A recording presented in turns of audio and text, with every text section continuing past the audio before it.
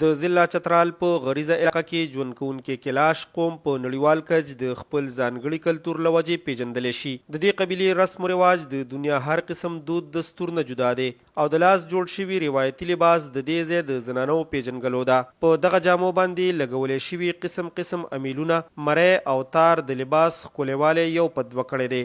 د کلاش قبیلې زنانو په خپلو کورونو کې د روایتي لباس جوړولو لپاره د دستکارۍ مرکزونه هم پرانیستي دي. په دغه زنانو کې شاهي ګل هم شامل ده، څوک چې د ډېرې مودې راهیسې د زنانو لپاره روایتي لباس جوړوي، کوم چې نه یوازې د هغې د معاش ذریعه ده بلکې د خپل قوم ثقافت یې هم ژوندی ساتلی دی.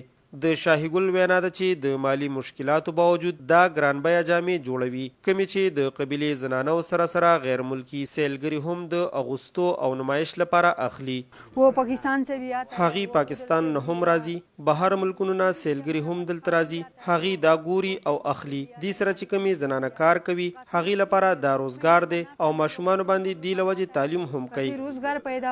هغې زیاته کړه چې د کلاش قوم د زنانو یو جوړه جامې په 13 ورځو کې جوړېدلی شي او په دغه جامو کې استعمالیدونکي تار، امیلونو او کپړې باندې د 10,000 نه تر د 20,000 پورې خرچه راځي.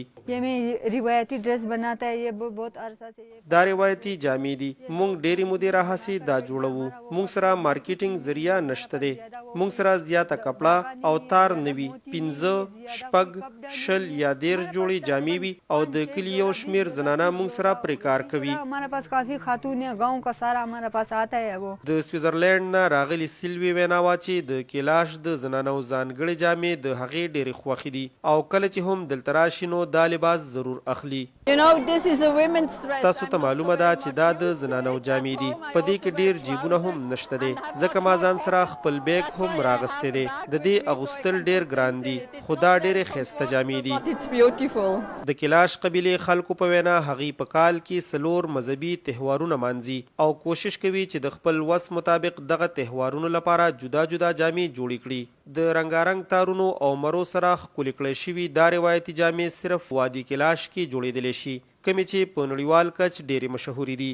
عبدالرزاق، وایس اف امریکا، ډیوه نیوز، پېښور.